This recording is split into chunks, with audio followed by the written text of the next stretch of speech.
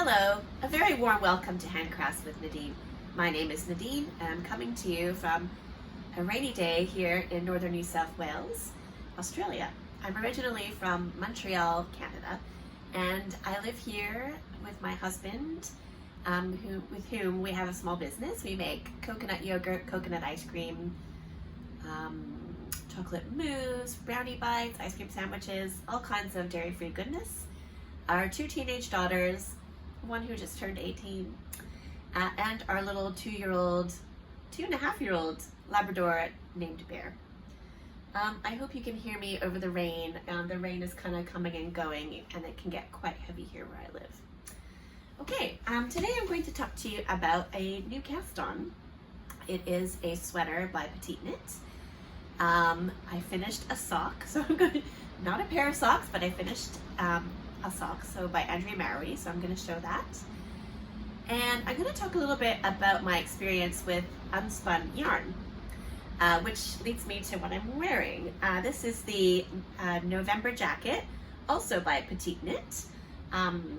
Yeah, my new cast on is by Petite, so I thought that I would wear this today. Also, it's a perfect day to wear it because it's very rain and cool. Yeah, so it's the November jacket, and it is quite jackety, like it's very warm. I chose to knit it in an unspun yarn from Canada. So yeah, I don't even know if many people know they have unspun yarn that's Canadian by Custom Woolen Mills. Here it is. That's how the cake comes. It's very, very, very big. And I bought it at Stash Lounge in Calgary when I visited there to see my mom a year and a half ago.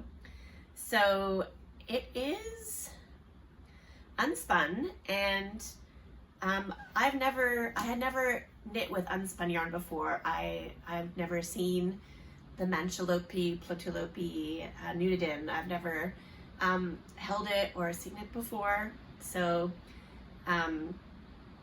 yeah, I saw this at Stash and I thought, oh, that's cool, because I was kind of interested in trying unspun yarn.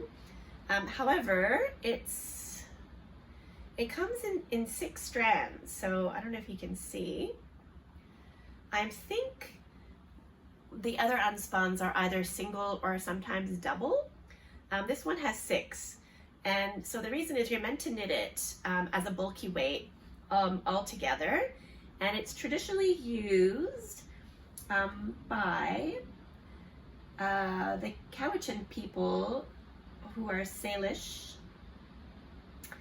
and that is in Vancouver Island. So the Indigenous people in Vancouver Island have a tradition of making sweaters with this, and it's called the Cowichan sweater. I hope I'm pronouncing that properly.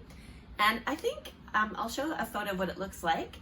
I'm pretty sure that I bought one of these when I was in university. I think I had a purple one, and it had a metal zipper. It was like a really dark purple, and then it had 2 pockets on the side, and they had flowers on them, like giant flowers. And I did a little tiny bit of research. I think I've seen there's actually a documentary you can watch about this and the traditions of making this sweater, which looks really cool, and I would love to watch it one day. And yeah, so really interesting how they used Fair Isle when you know, the Europeans came to Canada, and they taught them how to knit, and so they started making these sweaters with Fair Isle patterns in them. Anyways, I wanted to use this yarn. I feel like I would love to make one of those sweaters, but would be with 6 ply of unspun yarn. I think it's going to be a bit too warm for my climate. So this was knit with 1 strand. So I painstakingly, it was very painful, not really, I would unwind a little section, and then I would split them into the 6 strands, and then I hand wound the balls. I might have a video of me doing it because I thought it was so funny. So if I can find the video, I'll insert it. So yeah, because it's unspun, it is quite fragile and breaks quite easily, but like I'm sure you've seen, you can just put it together and then rub it with your hands and it goes back together easy peasy. So yeah, so I made it into 6 balls, and hang on.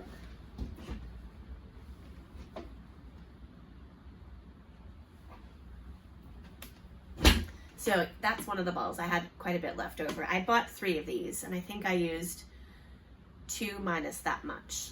So yeah, I made it into these balls, and I decided to hold it with, I know everyone usually holds it with like a mohair silk, but I decided to buy this alpaca lace from Hobby, and I held it with that.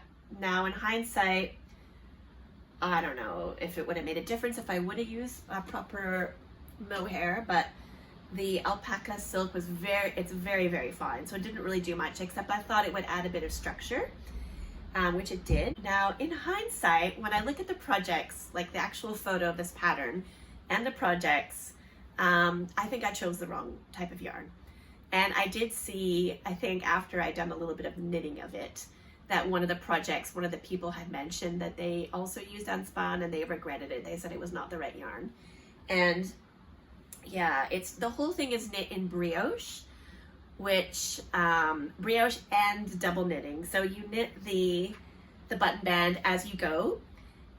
So you're doing brioche, brioche, brioche, double knitting, brioche, brioche, brioche, brioche in the round on the sleeves, and yeah, so it takes a long time to knit. It was very, very slow knit, but I did love it, and I learned a whole bunch on this. It's one of those sweaters where you cast on a little tab at the back. You cast on here, and then you knit this way, put those stitches on hold.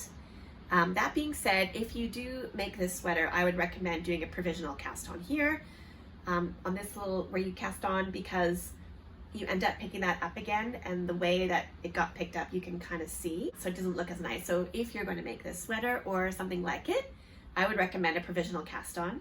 Then you knit this little tab, put those stitches on hold, and then you pick up along the bottom, and you knit, and you're increasing along to make the back. You increase out here until a certain point, then those go on hold. Then you pick up on one side and knit up and around the shoulder, and then same on the other side until everything is equal to the back. Then you join it together, and you're still knitting flat. Knit the rest of the cardigan, and like I said, you knit this as you go. And then the hem is also double knitting, which looks really cool. The sleeves, you do the brioche in the round, and then the cuffs you pick up, and then you knit it this way. The double knitting goes this way. So the finishes are really beautiful and really professional looking. It's got pockets, which is amazing. I can show you. They're great. And oh yeah, a trick that I saw on one of the projects was to use the pocket as a swatch. So for those of us, I'll include myself, who do not really like swatching, that's a really good trick. You can use the pocket as a swatch, so you don't have to, rip it out or feel like you're wasting your yarn or anything. Yeah, and so I'll show you. It's this yarn, and maybe as well with the brioche, it's very bouncy and stretchy, so it's cozy. But I don't know if I can show up close. It's just very pilly, and you can't really see the brioche. There's really bad stitch definition. Yeah, I am happy. The color of this yarn it's kind of like a taupe, kind of like a gray brown, and the color of alpaca that I held it with was a dark gray, so that kind of added a little bit of depth to the color, which I really like. And yeah, it's warm and it's cozy. I do like it. Because I spent all that time doing the brioche, I wish that it would have looked a bit nicer in the end, but I do still like it. I do still think that it looks nice. It's just not as nice as it potentially could have been had I have used a different yarn. I'll leave it at that. Oh yeah, one more thing is when you're coming down this way, Some people made a modification where they increased stitches here to close it and make it more like a v-neck, because it just goes straight down the side. So, and it is a jacket, so if you're not wearing another sweater underneath, you could get, you know, quite cold here depending on the weather. So like this morning I took the dog for a walk and I put a shawl on because, yeah, to keep your chest warm. Hey, I've got a bit of a cold, I apologize. Just the beginnings of a cold. I've got a bit of a sore throat. Okay, and yes, under I am wearing a Hinterland dress. Quelle surprise! I always seem to be wearing some sort of, no, last week I wasn't wearing a Hinterland dress, but I do have 6 Hinterland dresses. This was the first one that I ever made, and I used an IKEA tablecloth. It's not a used tablecloth. We actually have this tablecloth, and you know, it got stained or whatever, dirty, but I looked at it when I wanted to start sewing dresses for myself, and I said, oh, that would be really great to use to make a dress. And so it was very inexpensive. I feel like maybe it was $30 or something like that. So it's from IKEA, and it's kind of like denim. Maybe it is denim. I don't know, but it's quite thick. So I guess that kind of made it easier in some ways and harder in other ways to sew. Harder because it was so thick. So when you're when you're sewing on this bit, it's quite a lot of layers to get through. But I think because also of the thickness and maybe the non-slipperiness, it made it quite easy to sew because it didn't move around too much. The other thing is, I don't know if you can see, maybe if I lift it up a little bit, I'm wearing woolen tights underneath, so I decided to leave this edging. That was the edging of the tablecloth. I could have folded it under and sewed it, but I thought, oh, it's a funky little detail. I think I'll leave it on. Yeah, so that is the Hinterland dress by Sew Liberated. Oh, one more thing about unspun yarn.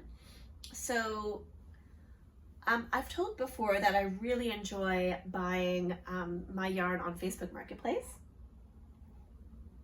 And maybe about a year ago, I found a listing for this. So I have 2 of them, and it's another unspun yarn, and it is Australian unspun yarn. So another thing people don't know about. However, I don't think this still exists. I don't know. Doesn't that look like the 70s if ever you saw something from the 70s? This is the colors. So it's called a Fontana Homespin, and it says 250 grams. I'm gonna have to take off my glasses. So yeah, there's not too much information on here. It does say, it's stapled together, directions for use. Oh, it's made in New Zealand. I apologize. It's New Zealand. Okay. Directions for use: knit from the center pack, lifting out a few layers of wool to prevent tension. Avoid sharp pulls if wool breaks, join by rubbing them together. So there, just as I was demonstrating before. And bulky pattern. Okay, so it's bulky weight, and 7 stitches per 5 centimeters. So 14 stitches per, usual gauge on a 6.5 millimeter needle. And then it says average quantities required, and then it has sizes: size 55 to 65 centimeters 1 pack, 70 centimeters to 85 2 packs, and 90 to 105 3 packs.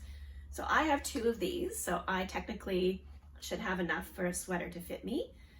However, oh, I broke a piece right off, but hold on. It's bulky, so I don't know that any of the other traditional, like the Nudidin or the Plotulopi or a Manchalopi, I don't know if any of those are bulky. And unlike the other one, I'm not gonna pull it apart to make it smaller. So I'm curious if anyone has any ideas, or yeah, for what to make this make from this? What kind of sweater? Has anyone ever heard of this brand, Fontana Homespin? Has anyone ever used it? I mean, you know, chances are pretty low, I guess I'm gonna find someone that's used it, but you never know. The color is really nice. It's kind of like a chocolate brown. And I do have, where is it? I do have from Holsgarn Titicaca, another alpaca, this beautiful brown, what is it called?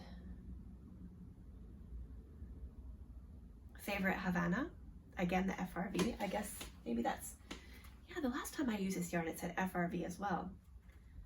Oh well, I don't know what that means. But yeah, I think that, sorry, if I hold those two together, it'll darken this color and be really quite pretty and give it some depth. Oh, I forgot to mention this yarn by the Canadian one that was by Custom Wool & Mills is called Prairie. So I did look on Stash Lounge's website and they don't have this at the moment. They do have Custom Wool & Mills yarn, but not that unspun one. But I think you can go on Custom Wool & Mills website and order directly from them if you're interested in trying it. And oh, another thing, it smells really good. Yeah, I really love the smell of that one. And I love wearing it because I feel like I've got a little piece of Canada with me because, yeah, there's not much Canadian wool. I don't have much Canadian wool. I have used Briggs & Little when we still lived in Canada, but yeah, it's only the second Canadian yarn that I've ever tried. Okay, on to the other petite knit pattern I was going to talk about, and that is the Louvre sweater. So I mentioned that my daughter turned 18 and she requested this sweater. I'm super excited because she doesn't often request me to knit something for her. And yes, so we went to Paris last year, I think almost exactly a year ago, I think we went during our winter holidays, and so we got to visit the Louvre Museum. So yeah, she found this pattern on Pinterest and I thought it was just perfect because, yeah, because of the name, and she really liked the pattern. So I ordered, and yeah, it's a DK weight pattern. So I ordered from Bendigo Wool & Mills, again, the rustic, again. So at the moment they only have the rustic in undyed. The color, they call it Aran. I guess because it looks like, you know, a traditional Aran sweater would be knit in this color or this non-color. So yeah, it's very squishy and very nice. It does feel different to me than the rustic that I've used that is dyed. So I don't know if there's something to be said with dyeing yarn and changing the feel of it. Probably. All right, so a new technique that I did for this pattern was you cast on doing the Italian cast on, I believe it's called. So that's, yeah, I thought I'd give that a go. Yeah, it's nice and stretchy. It seems to hold the shape and it kind of gives that effect like the Italian sewn bind off of the stitches continuing around. So it was the first time I've done this. It's not the neatest. I did have to start over a few times. So the technique is pretty easy. There's lots of videos on YouTube of how to do it. You're basically just kind of similar to long tail cast on where the yarn's wrapped around your finger, and you're just moving the yarn in a way that one of the stitches will look like a knit and the other one will look like a purl, so that when you do your next row, yeah, it gives that kind of continuous effect. And so doing it was easy. I had to cast on quite a few stitches, believe it or not. So that, yeah, that was a bit of thing. I had not enough, I didn't give myself enough yarn the first go. So I started over that time. And then, like I said, the technique is quite easy and you really get into the groove of it.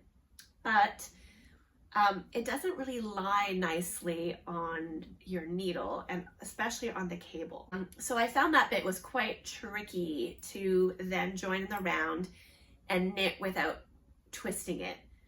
Yeah, that I think was the trickiest bit, but I got there in the end. And yeah, so that's just the neck, and yeah, it's a kind of like a mock neck. She didn't really want it to be too high, and of course she only told me this when I was at this point. So I think I've actually knit it 1 centimeter less than what was recommended, so hopefully that'll be all right.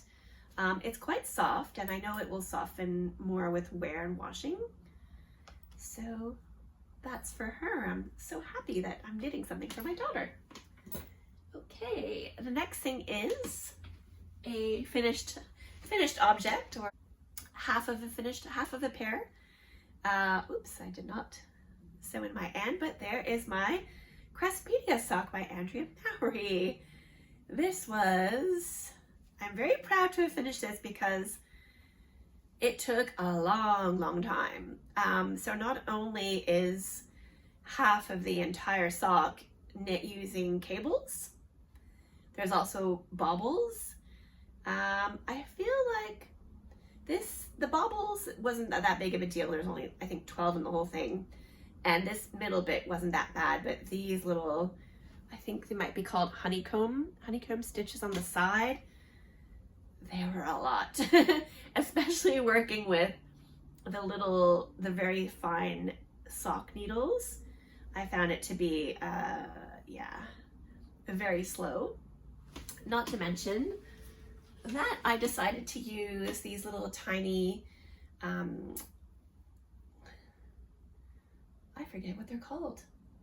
Not sure, maybe shorties, but maybe shorties. I decided to use these. I bought them at Knit Happens in Moorwoollumba. Hi, Karen, if you're watching. And yeah, so that's what she said she uses, and I thought I'd give them a go. I did quite get used to them in the end. However,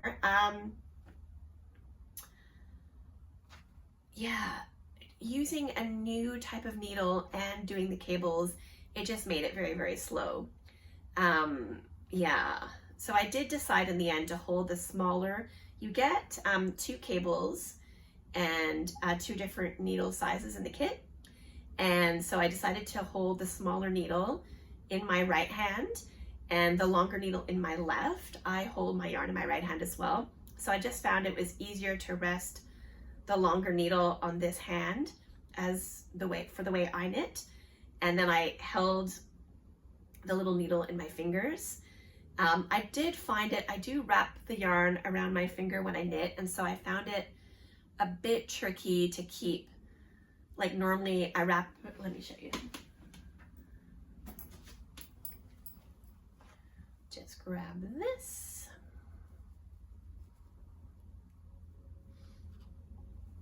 Oh, of course it's all tangled. Okay. So I wrap the yarn around my finger like that once when I knit, and that's how I hold my tension. And then I normally, after I pull my stitch out, I use my thumb to pull my stitch a bit tight like that. And I just found that when I was holding the little needle with my fingers, that it was harder to keep that tension. It would loosen all the time. So maybe that slowed me down a little bit as well. But I got there in the end. And speaking of the end, when I was probably on the last bobble, so just before you do the cuff. So the cuff you can really more see on the back. On the front, it's really cool. She keeps the pattern going up here, and just some twisted rib at the top. But when I got almost to the end, I was knitting along happily, probably watching a knitting podcast, and then I heard like a twang or like a popping sound, and I was like, what was that? I thought maybe my yarn had snapped. I was like, what? And then I looked down, and the cable popped off the end of my needle. So, well, off the end of the bit that screws in. So I was quite shocked. They were brand new. So I was like, oh no. So I searched online, and I did see that ChiaoGoo have a warranty.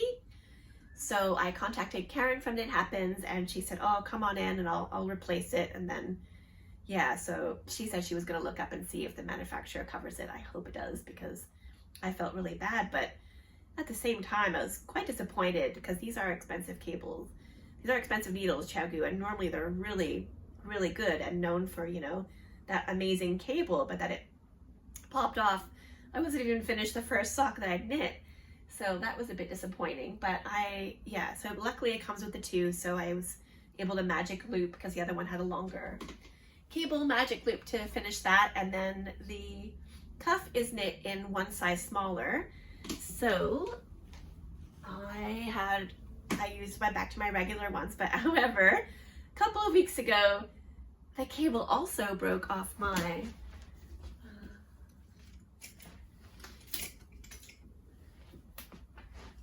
off my 2.5mm needles.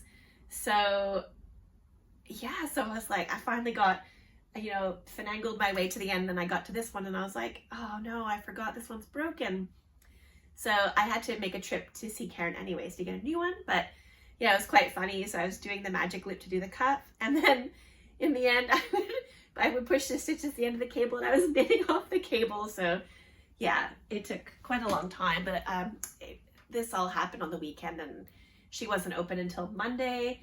I think it happened Saturday night, so she wasn't open until Monday. So on Sunday I was knitting really funny with the end of the cable needle, because I really wanted to have them finished for today, so I had something finished to show.